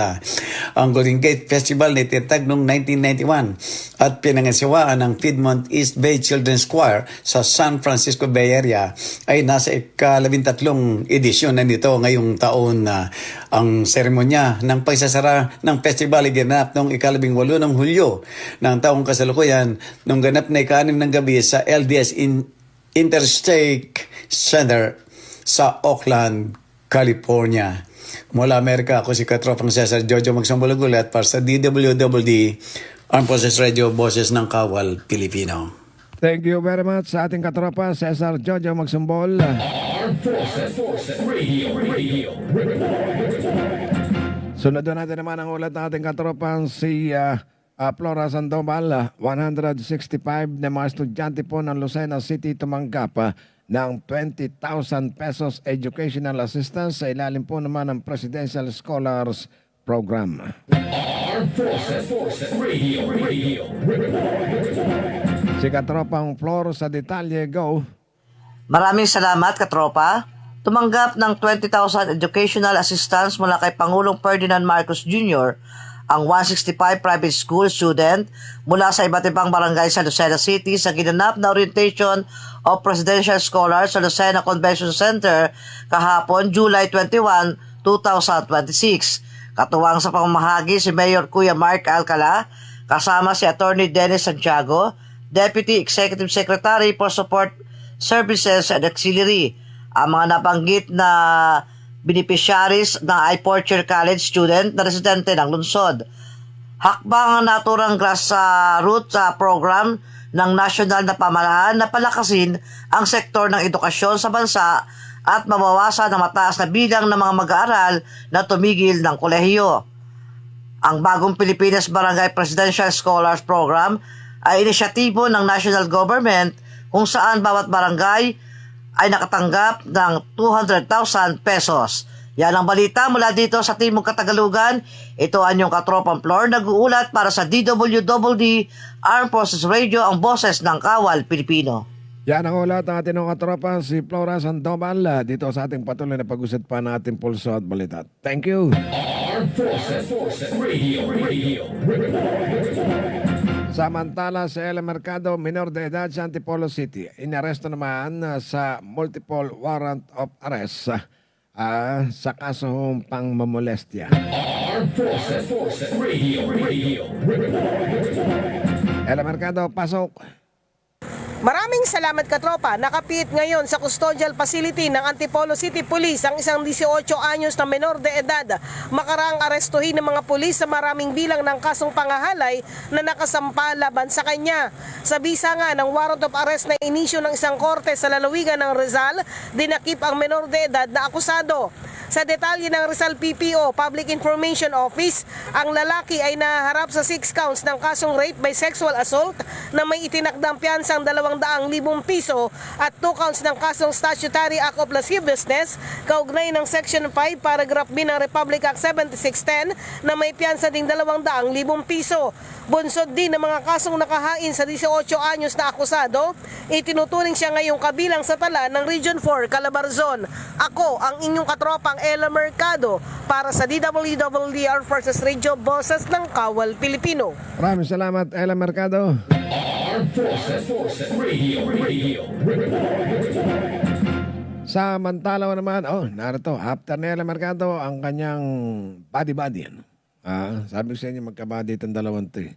Hindi mo mapag-ihiwalay ito. Ang kanyang kabady si Katropan Jen Andugan. Meron ding ulat dito sa ating patuloy na pag-usad pa natin pulso at balita. Ganbaan para sa nalalapit na special election sa 4th District ng Dasmariñas City dyan po sa Cavite, kasado na sa July 30. Armed Forces Radio. Jen Andugan, pasok. Maraming salamat katropa para sa may-ari at nagdadala ng baril simula Hulyo 30, 2026. Epektibo ipapatupad ng Comelec at Cavite Police ang gun ban para naman sa nalalapit na special election sa 4th District ng Dasmariñas City sa Cavite. Sa kalatas ni Police Lieutenant Sergeant Drio ng Cavite Provincial Police Office at sa alinsunod pa rin sa direktiba ni Provincial Director Police Colonel Ariel Reda, paigtingin ang police visibility sa lungsod upang matiyak ang maayos at tahimik na halalan sa pagpili naman ng magiging kinatawan sa Kongreso ng ika-4 na distrito sa Dasmariñas. Ang special election ay daraw sa Agosto 29 taong 2026 matapos nga na mapatalsik si dating Congressman Kiko Barsaga ng Ethics Committee sa House of Representatives. Ang implementasyon ng gun ban ay magsisimula Hulyo 30 at tatagal naman hanggang September 13 taong kasalukuyan. Matatanda ang July 15 to 17 na magsumiti ng kanilang kandidatura ang mga naghahandang pumalit kay Barsaga. Bukod sa gun ban, sa July 30 hanggang August 27 naman ang itinakdang campaign period para sa naturang special election. Ako naman si Katropang Jen Handugan para sa DWD Armed Forces Radio, Boses ng Kawal Pilipino. Maraming salamat, Jen Handugan, sa kanyang dagdag na ulat. Yan, magkakasunod na ulat to natin mga katropa, sina Cesar Jojo Magsumbol and Flora Sandoval and of course ang mag-partner, magkabady. Itong sina Ella Mercado at Jen Handugan. Armed Forces Radio. Alas 7:38 ang ating oras.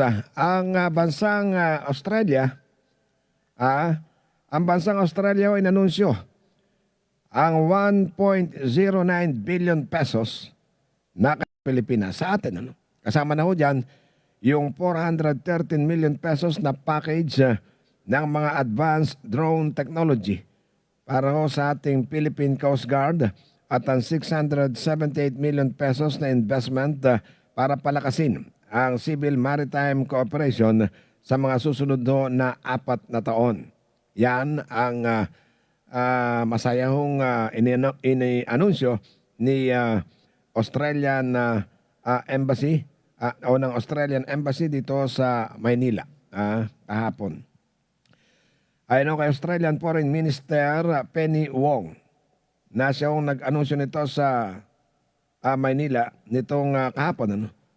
Habang ang Australia at ang Pilipinas ay ipinagdiriwang ang kanilang ika-80 taong diplomatic relations at muli yung papatunay. Muli yung pagpapalakas, pagre-reaffirm ng kanilang strategic partnership. So, ang tulong ng Australia, sabi nga, mas palalawakin pa nila ito sa ating Philippine Coast Guard Strategic Maritime Domain Awareness Capabilities. Yun ang 413 million pesos na drone support package ay napakalaki ho ng maibibigay nito dito sa ating pagpapalakas ng ating maritime surveillance and operational capabilities ng Philippine Coast Guard.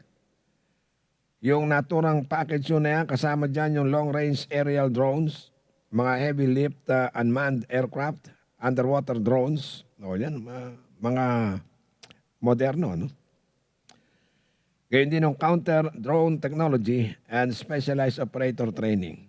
So, ibig sabihin, ang ating Coast Guard, kumbaga, mas mamomonitor nito ng maigi, no? Ang kabuuan ng ating Philippine waters and makapag-respond sa ating pong sa mga maritime threats na maaari po nilang ma-encounter.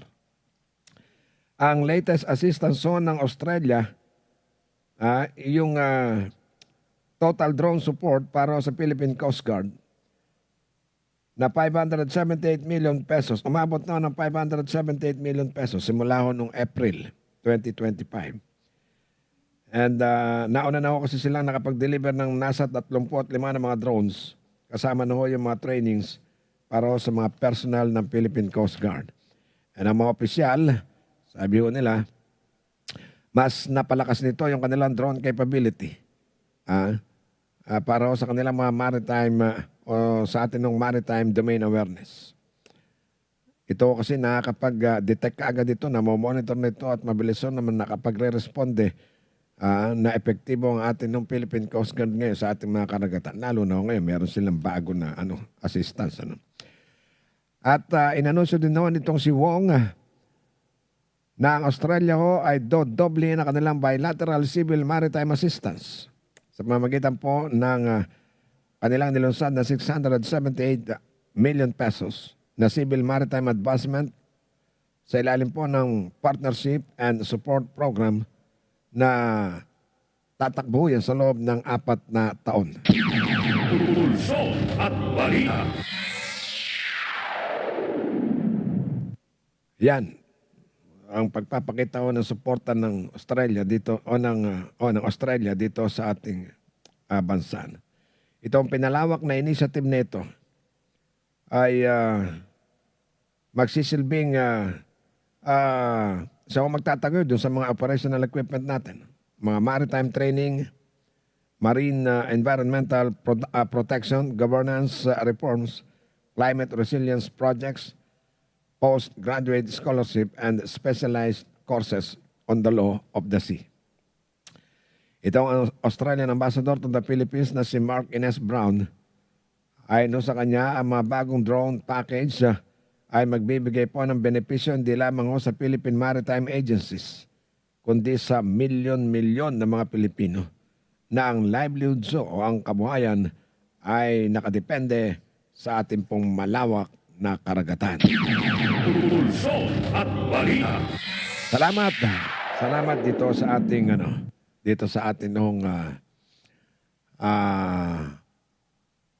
nga tawag natin dito? Allied.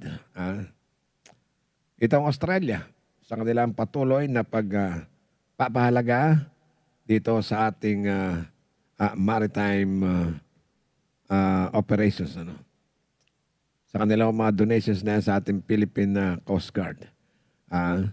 Buti pa ang Australia. Pulso at balita. Di tulad ng China. Pulso at balita.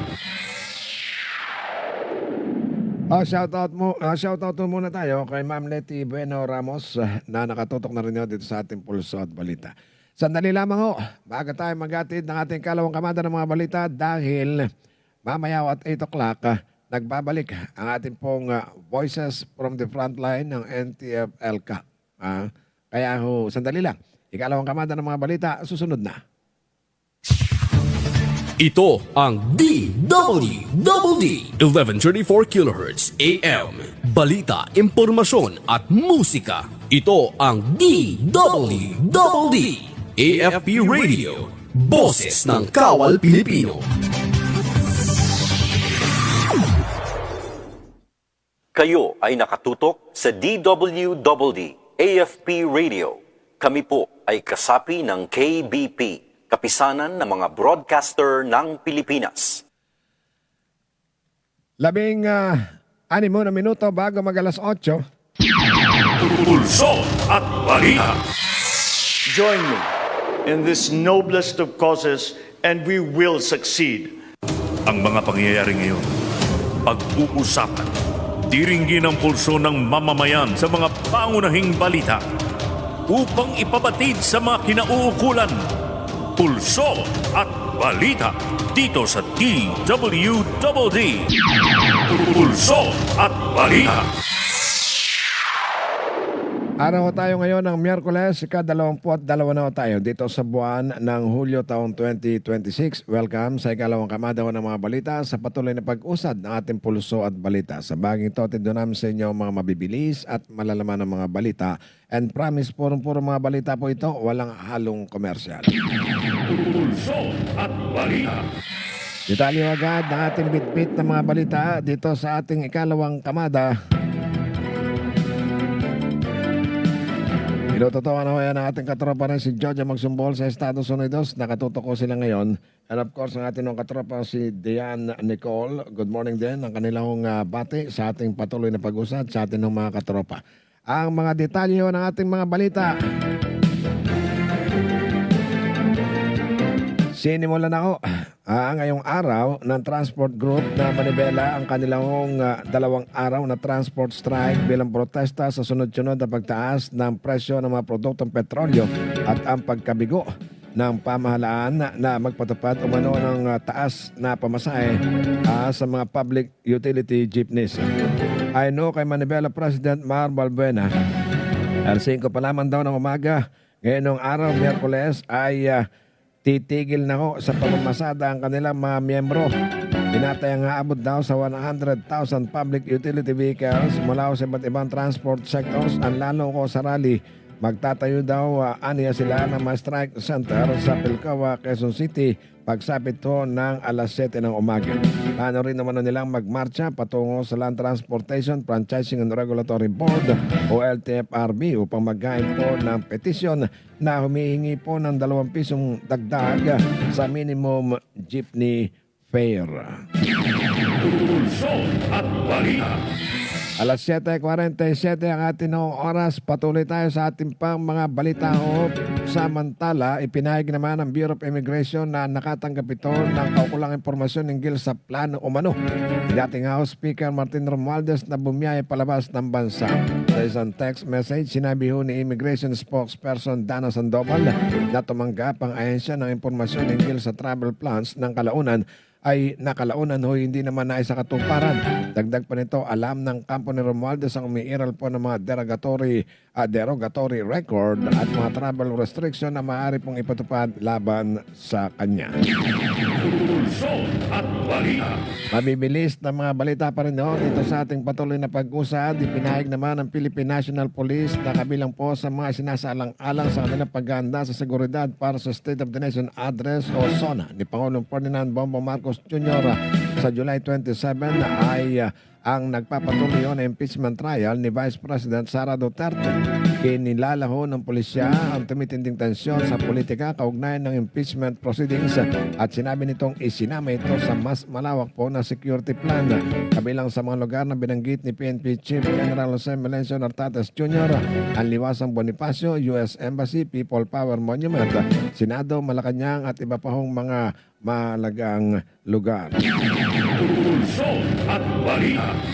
Mga balita pa rin dito sa ating patuloy na pag-usad pa ng ating pulso at balita. Samantala naman, ipinamahagi ng Philippine National Police ang kabuang 9.2 million pesos bilang cash reward sa 21 mga civilian informants na nagbigay po ng mga impormasyon na nagresulta sa pagkakaaresto ng mga high-value fugitives na naharap po sa mabibigat na kasong kriminal. Ayon kay PNP Chief General Jose Melencio Nartates Jr., layunin po ng incentive program na palakasin ang pakikipagtulungan ng publiko sa pulisya sa pagtunton at pag-aresto sa mga wanted persons. Aniya ang pondo para sa reward system ay mula sa PNP bilang pagkilala sa mahalagang ambag ng mga impormante. Pulso at balita. Inanunsyo naman ng Office of the Vice President na nakalabas nga ng bansa itong si Vice President Sara Duterte para sa kanyang biyahe sa ibang bansa. Kabilang sa mga bansang bibisitahin po ng Vice Presidente ang Qatar, United Kingdom at ang the Netherlands. Ipinaliwanag po ng Office of the Vice President na ang kanyang itinerary ay binuo ng mga opisyal ng foreign travel at personal engagement. Nilinaw din ng tanggapan noon na walang ginamit na pondo ng gobyerno para sa naturang biyahe. Kinumpirma naman ni Palace Press Officer Undersecretary Claire Castro na inaprobahan ng Malacanang ang hiling na travel authority po naman ni Vice President Sara Duterte. Mula Hulyo hanggang 31 yan. Alas 7:50 ang atin noong oras. Mga balita pa rin sa atin ng pulso at balita ikalawang kamada na mahagi naman ng Philippine National Police. Ito yung natapos na pala natin to. Madodoble. Hinimo ko ng Department of Social Welfare and Development ang 2.5 million na mga mahihirap po at near poor na kabahayan pong handa ang kanilang eGov Philippines mobile application at account details. Dahil din po nito na mapadali ang digital na pagtanggap ng kanilang mga uplift assistance mula Agosto hanggang Disyembre. Ang paalala nilabas kasabay po ng opisyal na pagsisimula noong Lunes ng nationwide rollout ng Unified Package for Livelihood Industry, Food and Transport Assistance o ito namang uplift. Layunin nito na makatulong na maibsan ang epekto ng krisis sa enerhiya na dulot ng tensyon dyan sa geopolitical situation sa Middle East na target ang kabuang 7.5 million ng mga benepisyaryo ayon sa DSWD. Pulso at balita. Magkakasahon ng 2 araw na tigil pasada nga itong transport group na Manibela sa Hulyo 22. Ngayon po yan at 23 dahil sa patuloy na pagtaas ng presyo ng langis. Ayon po sa grupo, halos wala na hong kinikita ang mga tsuper daw dahil sa mataas na gastusin sa operasyon. Kasabay niyan, sinusulong din nila ang pagbibitiw nitong si Energy Secretary Sharon Garina. Libo-libo daw mga jeepney driver, pati na rin ang mga TNBS driver at motorcycle taxi driver ang inaasahang makikilahok dito sa tigil pasada. Posible rin naman ng palawigin ng grupo ang kanilang protesta hanggang 24. Pulso at balita. Samantala, pinahayag ng Philippine National Police na tukoy na nila ang 2 suspect sa pamamaril na ikinamatay po ng vlogger na si Alicia Lipata na mas kilala bilang Mima Alicia sa Caloocan City. Tumanggi naman si PNP Public Information Chief at spokesperson Colonel Allen Reyco na ibigay ang karagdagang detalye tungkol sa pagkakakilanlan ng 2 suspect. Patuloy pa rin inaalam ng PNP kung ang mga pahayag po ni Alicia sa publiko ang naging dahilan upang planuhin ng mga suspect ko ang pag-atake laban sa kanya. Samantala, sinabi ni Ko na mahigpit na nakikipag-ugnayan ng pulisya sa pamilya ni Alicia upang matiyak ko ang kanilang kaligtasan at makuha ang kanilang kooperasyon sa paghahanda ng mga kasong kriminal laban sa mga natukoy na suspect. Pulso at balita. Mga katropa, pinahayag ng Department of Transportation na ang bagong passenger terminal building sa Port of Lucena sa Quezon Province ay makatutulong ng malaki upang mailabas ang potensyal na pang-ekonomiya ng lalawigan at magsilbing modelo para sa modernisasyon ng mga pantalan sa buong bansa. Binahagi ito ni Acting DOTR Secretary Giovanni Lopez matapos niyang inspeksyonin ang bagong PTB kasama itong si Pangulong Ferdinand Bongbong Marcos Jr. at Philippine Ports Authority General Manager J. Santiago at mga lokal na opisyal. Inaasahang bubuksan ang bagong terminal po naman sa susunod na buwan. Pulso at balita. Sa balita naman pangkabuhayan, inaasahang makatutulong hanggang 15 tulay na magdurugtong sa 4 na artificial na isla sa Pasay City upang makalika ng hindi bababa sa 500,000 mga trabaho. Sinabi ni Philippine Reclamation Authority Director Elio Ildefonso na layunin nitong mapadali ang paggalaw ng mga manggagawa, residente at negosyo sa planong bagong development area.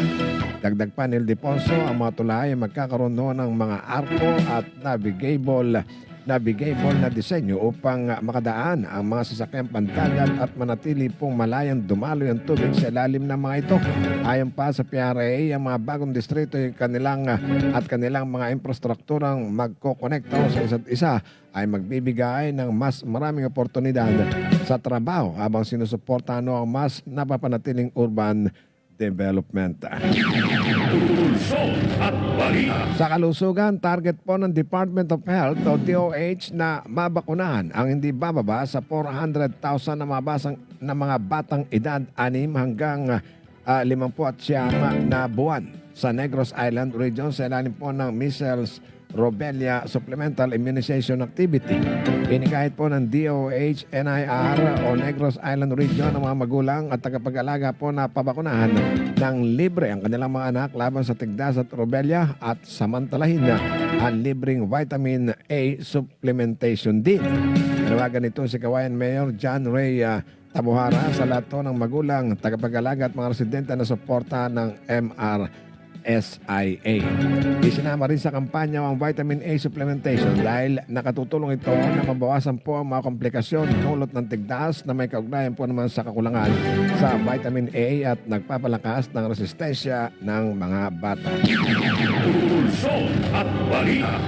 Wala na ho tayong oras. Diyan po natin puputulin natin mga balita. Ikalawang kamada dito sa Pulso at Balita. Papasok na po. Antabayan na ninyo. Huwag kayong bibitiw ang Voices from the Frontline ng NTFLK. Sa ngalan po ni Ron Angeles, sa aming technical Betanyeta sa production. Nag-iwan po sa inyo na isang magandang umaga kawal. Ako si Nick Lipana Echevarria.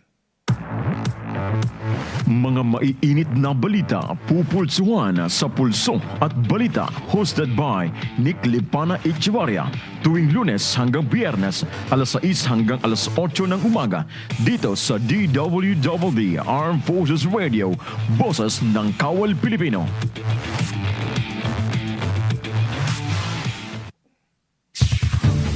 Ito ang DWWD 1134 kHz AM. Balita, impormasyon at musika. Ito ang DWWD AFP Radio. Boses ng Kawal Pilipino. Kayo ay nakatutok sa DWWD AFP Radio. Kami po ay kasapi ng KBP, Kapisanan ng mga Broadcaster ng Pilipinas.